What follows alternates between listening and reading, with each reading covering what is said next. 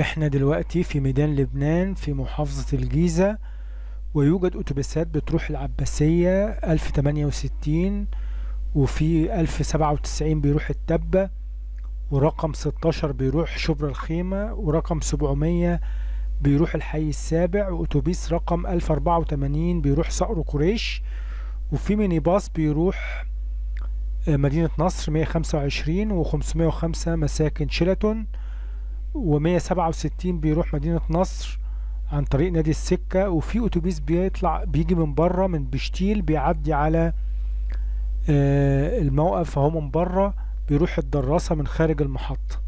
فاحنا دلوقتي في ميدان لبنان، فوقينا المحور.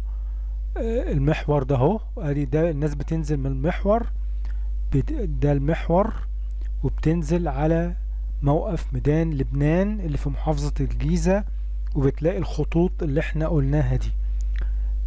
ادي ميدان لبنان، وادي الموقف، وادي فوقينا المحور، والاتوبيس اللي عدى ده 815 بيروح الدراسة، بيجي من بشتيل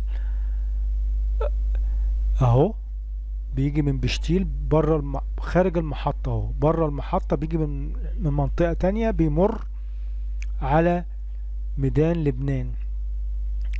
ادي الاتوبيسات، ده 1068 اللي بيروح العباسية، وادي المحور فوقينا، وادي ده شارع السودان، ده شارع السودان اللي جاي من عن طريق كتكات، ده اتجاه كتكات والكورنيش.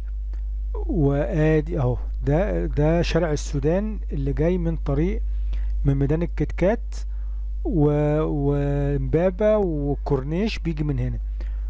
وده طريق ميدان لبنان، الميدان لبنان والتحرير والإسعاف، وده بيودي على ميدان الجيزة وفيصل والكوبري الخشب وبولاق، وده شارع السودان، وده اتجاه اللي احنا قلنا عليه الجيزة. وادي الموقف، ادي الموقف. في الاتوبيس اللي هو بتاع العباسية ده بيروح الكتكات، وبيروح على رمسيس، قبل رمسيس بشوية بيخش على عتبة، وبيطلع على بيطلع باب الشعرية، وبيخش على الجيش، شارع ميدان الجيش، وبعدين بيروح على العباسية. وادي الموقف بتاع الميني باص بتاع موقف ميدان لبنان اللي في محافظة الجيزة.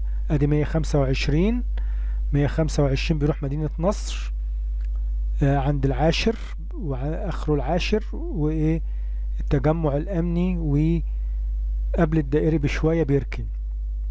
ادي برضو اتوبيس. نشكركم على حسن استماعكم، ما تنسوناش تدعمونا باللايك والشير وتفعلوا الجرس، وشكرا والى اللقاء.